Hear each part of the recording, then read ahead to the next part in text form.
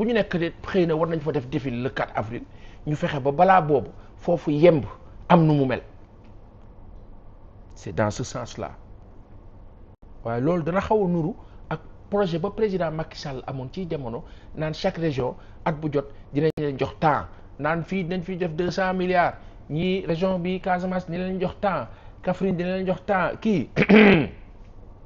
malheureusement intention bi baaxoon na waaye on a vu que les régions n'ont pas changé melul comme ni mu waroon mel programme indépendance boobu nañ ci waxtaan davantage na région yi préparé wu mbir ma neex du dëgg n'est-ce pas hein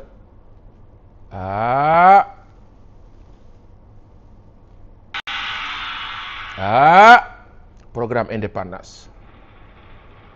indépendance waaw programme indépendance waaw du dëgg programme indépendance waaw na neex daa war a neex réew kenn du ko fat waaw may na mama fekkeeti feetu indépendance yi ma fekkee ba gis nga réew dañu kaa neexal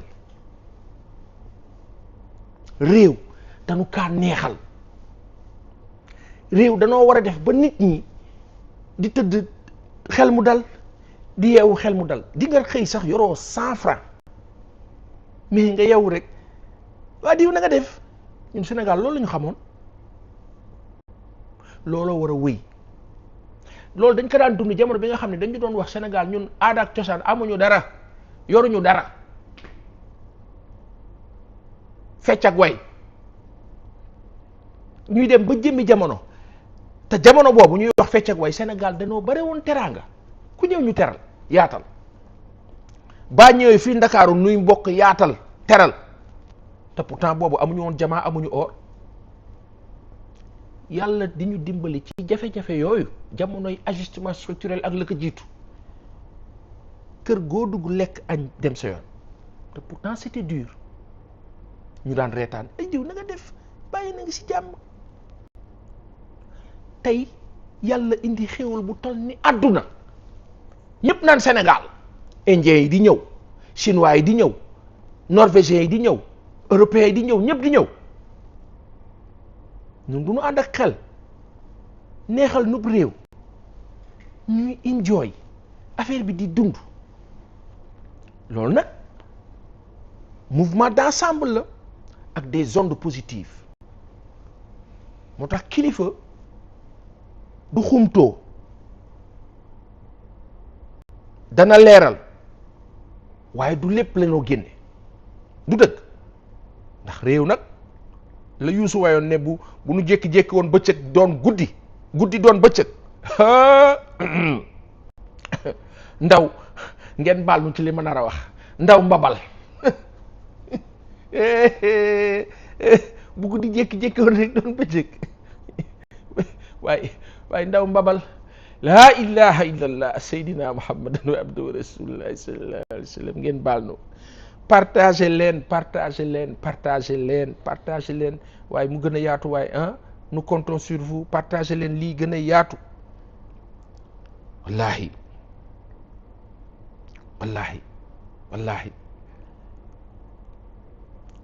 programme indépendance lii la président de la République wax source d'attractivité des territoires et de relance économique dëgg la waaye yéen président de la République ak premier ministre ak gouvernement bi ñun suñu waxtaanu démb bi ak suñu baay Momar Gueye ci la relance des chemins de fer du Sénégal partout dans le pays lii bu ànd ak régionalisation bi ànd ak programme indépendance bi Sénégal dana neex de incha allah wala bi président waxee loolu ba pare dafa am lu mu ci teg dafa ne relance du tourisme et valorisation des potentialités culturelles mu ne le président de la République après avoir souligné que le tourisme constitue un secteur moteur de croissance économique, de création d'emplois et de promotion du développement durable des territoires président bi mu ngi sàkku ñu accentuer la mise en œuvre des programmes de promotion de destination Sénégal, de la destination Sénégal, et d'accélérer la modernisation des zones touristiques, la valorisation de nos patrimoines culturels et naturels, ainsi que la réalisation soutenue de réceptifs hôteliers et touristiques de classe mondiale sur le territoire national. xam nga lu neex ci mbir mi est-ce que xam ngeen lan moo neex ci mbir mi kilifa yi yéen ñi seetaan ñu leen di ñaan ka ci nekk loo partagé doyul li neex ci mbir mi mooy ñun Sénégal dañoo teg coono bu toll ni àdduna ci ay bor mais malgré bor yi malgré FMI bi nga xam ni mu ngi ñu xot toujours di ñu coince bëgg ñu doxal li ñu bëgg ñu doxal ko te ñoom doxal li ñu bëgg ñu doxal ko moo tax 60 ba tey avancé wuñ nguur gii di ay jàmbaar malgré ces difficultés ñu ngi am de très grandes ambitions waaye li neex na lii moo di fulla ak fayda moo tax lu ñu leen gën a mën a dooleel mu gën lu ñu leen gën a mën a jàppale mu gën ci kaw dal ak xel baax na de xel ak xalaat baax na ñun nag Sénégal dong lañu wax Sénégal moonu ñor Sénégal ñoo far Sénégal rek Sénégal kese lañu am amuñu leneen kon nu àndandoo def bloc dooleel nguur bii fi nekk ñu dem avancer président de la république nag bu waxee ci tourisme yoon la waaye ñun tourisme dafa am fu mu tolloon ci jamono am fu mu war a toll am fu mu toll tey jafe-jafe yu bëri ci secteur bi comme dans beaucoup de secteurs dans le pays comme dans tous les secteurs actifs d'activité au Sénégal tourisme bi nag président da ngeen lim ci wax ay hôtel yu yemb secteur bu tegu ci yoon sécurité et cetera mais tourisme li ci jiitu monsieur le président de la république boo ñu ko mayee ak monsieur le premier ministre bu ngeen ñu ko mayee ak seen gouvernement bu ngeen ñu ko mayee li ci jiitu ak monsieur le ministre Amadou Ba bi yore tourisme culture ak artisanat yor secteur yu kawe artisanat rek réglé na problème mu emploi des jeunes président yaa ñu ko gën a xam yow premier ministre artisanat kese bu ngeen seeti jee ñoom Masek Diop kilifa yooyu solution bi leer na nañ artisanat parce que la commande publique bi nekk à 10% wala 15 non dafa war a dem ba à 50 voire 60% au moins parce que mënuñu dugg ci suñu palais yi dugg ci suñu chef lieu région yi ak hôtel yi partout di fa fekk des meubles importés du yoon ñiy jaay meubles importés nag ngeen baal ñu la commande publique doit être du Sénégal le consommé local doit commencer par les bureaux am na loo xam ne mën nañ ko seedeel le parti socialiste au temps président Senghor ak président Abdou Diouf il mettait en valeur nos artisans et nos artistes soo ko waxee ñenn ñi ne la wuy Senghor daf ñu doon fecculoo naam ca la bokk nag sa culture sa aada mooy jaay sa tourisme des artisans prompts au travail ñu soutenir leen financer leen motiver leen ñu defar mobilier yu baax léeg-léeg ñu ne la non sénégalais yi seen liggéey baaxul finition bi baaxul parce que dañuy liggéey ak stress da nga ciy gis koo xam ne day ñëw ne waa ji boo ma joxee 2 millions ma defaral la meuble ndeysaan yéene bu baax la ci amoon mu dem ba ci biir marché bi changé Sénégal mooy dëkk boo xam ne saa yoo xëyee tey ñu ne la yokk nañ ci 10 francs 10 25 50 francs 100 francs saa yoo xëyee rentrer dans les boutiques suñu mbokk yi heure boo duggee ci seen boutique yi ñu yokkal la dara da ngay jënd dara tey boo dawalee semaine moom te dégg naa dañoo yor groupe WhatsApp suñu mbokk yi boo xam ne ca la ñuy décider les prix loolu du yoon état bi da cee war a bàyyi xel où sont les 1000 contrôleurs où est la Sonadis et les Sonadis dont on nous parlait en passant ay parenthèses la rek kilifa yi ngeen baal ñu xam nañ ni c'est dur lépp mënut a tëb sotti mais les rappels sont importants artisans yooyu menuiserie ébénisterie tapisserie ñooñu mais le décor c'est eux donc ñoom bu ñu leen dimbaliwul du ñu mën a créer du ñu mën a liggéey te ñoom seen ay œuvre moo war a nekk ci palais bi moo war a nekk ci ministère yi sous le parti socialiste ba ci président Abdou Diouf mais on avait sunu bàjjan yi sunu tante yi ñoo xam ne dañu jege dañ daan dessiner seen ay œuvre dafa daan nekk ci palais bi nekk gouvernance nekk partout tey loolu lu ci bëri sooke na lu ci bëri sooke na parce que lan on cherche à être moderne soi-disant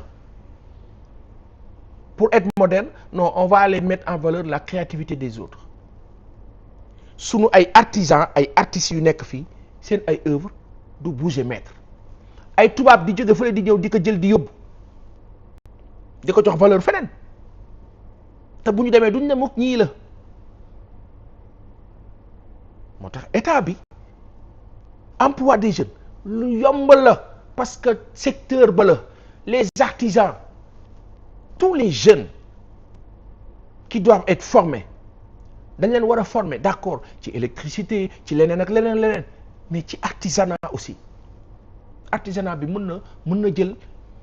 75% des jeunes def leen ay nit yu am solo tôlier plombier mais ñooñu ce sont des multimillionnaires au Canada ak feneen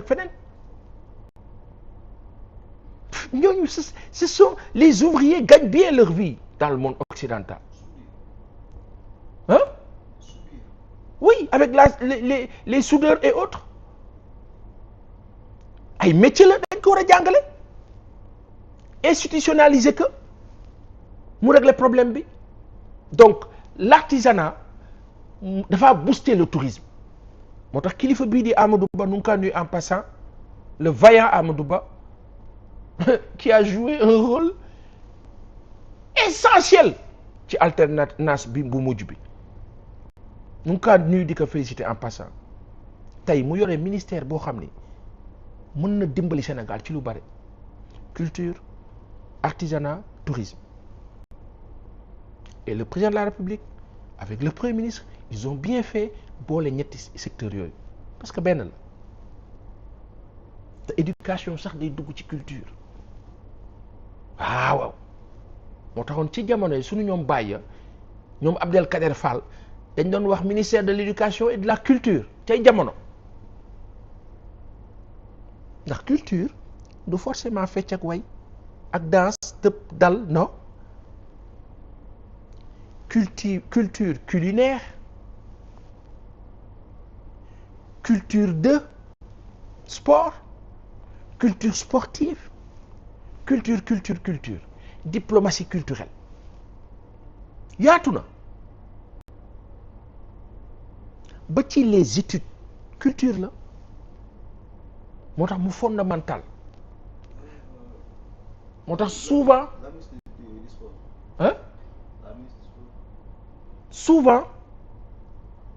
ñu ngi gis Khady Diène Gaye ak kii di Amadou Ba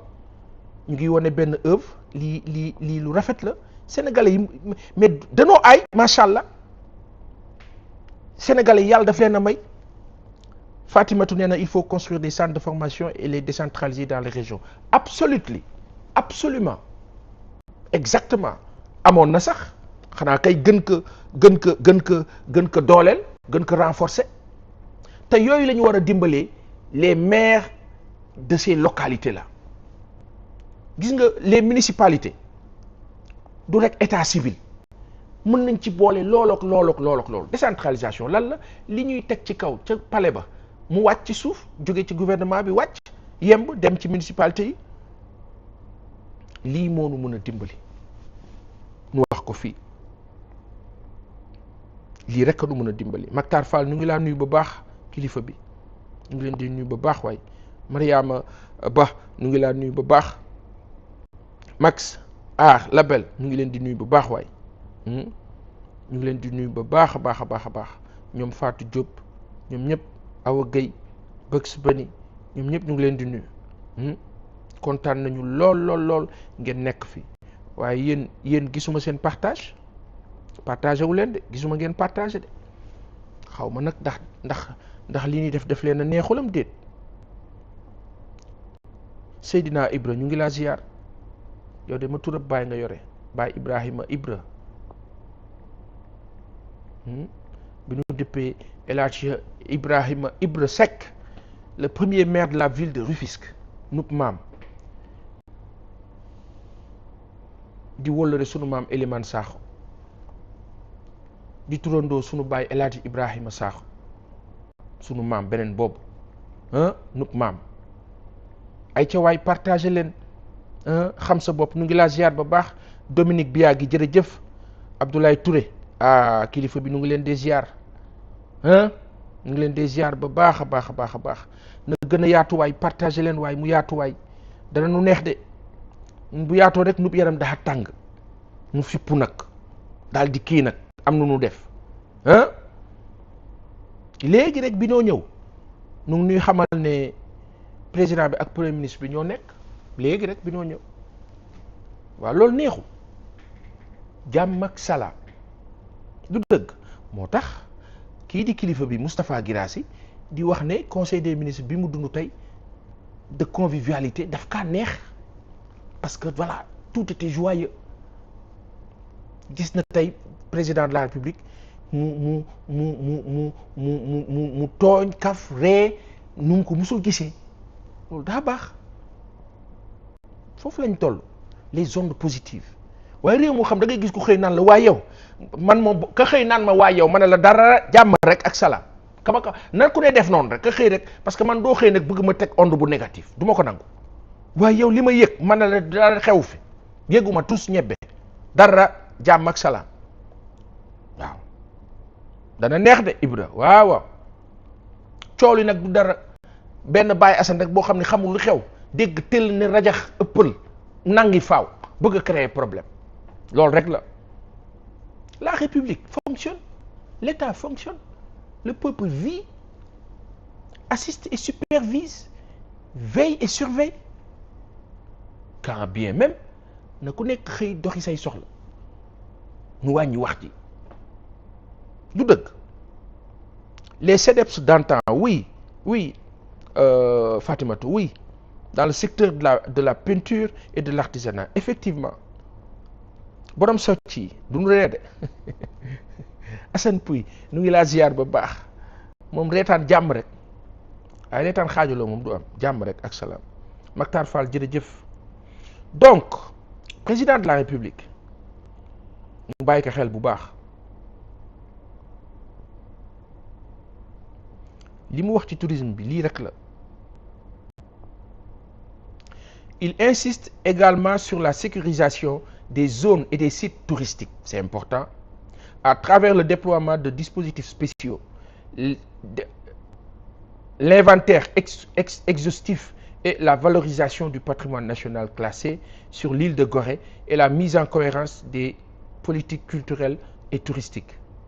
Dans cet esprit, le président demande au gouvernement de prendre toutes les dispositions nécessaires en vue d'assurer le bon déroulement de la première édition du Festival ouest-africain des arts et de la culture EcoFest, prévu du 30 novembre au 5 décembre 2025 à Dakar. Président nga baal ñu de loolu kenn yëgu ko kenn déggu ko le 30 c'est dans 10 jours président donc communication ba xëy na coow lee tax kenn talu ko te monsieur le président nu wax ko fii boo nu ko mayee communication état wu Sénégal bu leen ko yemale ci journal télévisé RTS programme de contenu chronogramme du lundi au lundi sax doyu ca RTS da ngeen di boole RTS les médias publics Soleil APS yokk ci les médias privés waaw il faut acheter des temps d'antenne ça et là renforcer la communication pour toutes les nu ñu koy tuddeeti les épreuves yi nga xam ni moom la état bi di war a résoudre comme équation lépp lu noo communiquer budget de communication yi mu ngi fii ci la bokk yaatal leen ka nit ñi jot ci réseaux sociaux yi rek doyul wallahi azim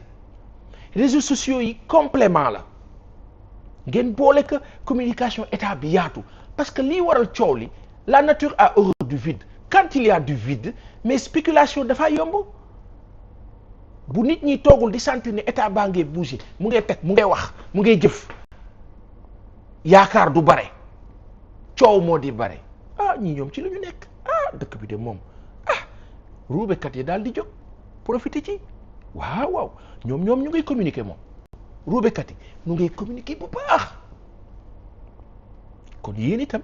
yaatal leen ka bu leen ko def cercle fermé li ngeen di doxal yaatu na yaatal leen ko kilifa yi ngeen baal nu bu ngeen ñu ko mayee xam nga ni mbiru EcoFest bi festival bu magee nii war naa gën a yaatu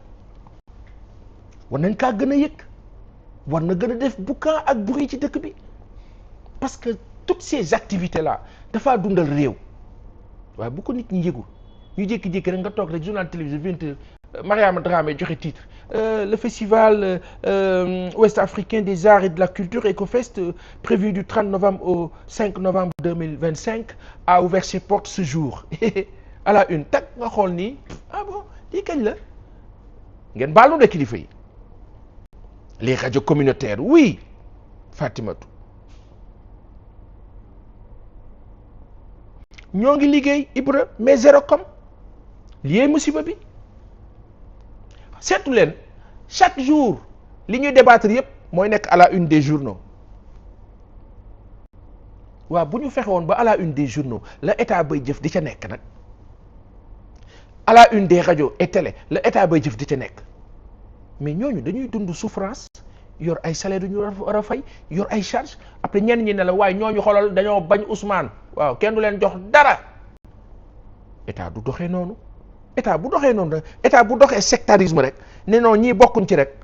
la ilaha illallah njuumte gënut a rëy loolu ci àdduna la nature a horreur du vide quand on laisse le vide il y aura toujours quelqu'un qui va l'occuper gaar su dee sa noonu yàqu nga kon nguurab Sénégal bii Sénégalais yi bëgg ko votel ko à 54% li mu war a def mooy yaakaarloo nit ñi davantage ci kaw dëgg nag mais pour loolu am fàtt leen fépp communiquer partout surtout pour tout partout pour tout le monde avec tout le monde par tout le monde bu ngeen ko yemalee rek ci ay post Pa Assane nii ci Facebook post diw ak diw ak diw ñu yemale ko ci naan am 20 commentaires 30 wala 100 commentaires 100 commentaires du 18 millions de Sénégalais déedéet bu dee même personnes yi ñooy actif di commenter kon évolué wul kon li gën mooy fexe ba li nguur gi teg mu baax mu yem ñu développé ko mais attends bu ngeen nu ko mayee nu wax ko fii programme indépendance loolu concept d'émission la te ñun passé bi daanu ko def incha allah keneen ka ko def baax na léeg-léeg nu wax am ku ne noonu bu joxe sa idée noonu ñun dañuy reetaan rek ne idée la mën nga ko xalaat fi nga kaa xalaatee am ku toog xalaat lu ko gën kon baa ko joxee amul solo ka ko concrétiser baax na concrétiser wu rek ñun loolu la ñu gëm loolu mooy suñu gëm-gëm ndax borom bi ñu jox idée ba nu xalaat mu baax dencal na nu yeneen bu nu joxee rek mu joxaat nu idée lii la ñu gëm moo tax bu ñu daan toog di xalaat di programmer di proposer bëri na ay émission télé yuy daw ci dëkk bi yàlla dogal na nun nii noo ko xalaat noo ko sos joxe ko te kenn du ko dindi moo xam quartier général ca TFM nub xalaata kenn du ko dindi loo xam ni Pape Cheikh dana ko waxaat leen ko ñu toog ne ko Pape defal lii ak lii ak lii defee ko nii Baye Cheikh Diallo moom sax foog mu ñëw fii confirmer lu ni mel wala mu woñu ci bërëbam ñu confirmer ko waaw ñun ñi tuuti ñii nous sommes le concepteur de quartier général ndogu bi noo ko xalaat jox ko Baye Cheikh Diallo mu di ko def TFM nu kaa coaché loolu la yàlla dogal ak leneen ak ñeneen 24 heures ak Kebs Thiam wax na leen ko ba tàyyi gërëm nañu si ba tàyyi ak leneen le premier numéro de 24 heures ak c'était Ami Collé Dieng bii tey yàlla na ko yàlla dolli sutura sàmm ko yokk ko kattanal ko barkeel ko génne ko ci jafe-jafe muccal ko yokkal kay teraanga yu romb njortam Ami Collé dund ba sëtaat te taal ko yàlla na ko yàlla defal barke salaat faati alxuraan barke maam yëpp barke Seydina Mohamed sallallahu alayhi wa sallam elle faisait partie des produits qu'on coachait ak ñeneen ak yeneen ak leneen kenn mënut a wax lépp ka wax ci sa bopp nag bu yàggee nga juum waaye ñun li ñu gëm mooy am idée joxe ñu defaru ci mbir mi yemb changé données yi changé leneen Fatimatu nee na et votre concept Salimto absolument Salimto c'est très simple on a mis en place le concept mis le contenu Baye Alé Niang nu ngi kaa nuyu en passant DG de la RTS nañu mais booy doo ko tuddee Salimto nit kenn du la jox lépp nga jël lépp ñu cëral këkk ne Salimto nii la demee ak yeneen on peut passer toute la journée à en parler et à en dire sur plusieurs projets de tous bords de partout avec plein de gens par la grâce d'Allah subhanahu wa taala du suñu mérite waaye baax na léeg-léeg ñuy leeral ndax réew mi nag dafa am lu wax bu rafet bu am solo bu Baye Cheikh Diallo wax Pape Cheikh nu ngi ko nuyu en passant Pape daf ko wax keroog ma seetaan ko RTS mu wax ko mu ne lu baax baa ko defee waxaluñ la ko waxal ko sa bopp bu la kenn gërëmul nga gërëm sa bopp c'était drôle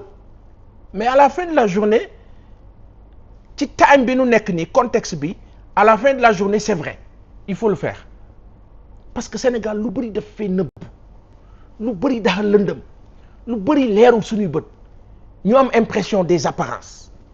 fekk nit a ngi ne xuum di yëngal réew mi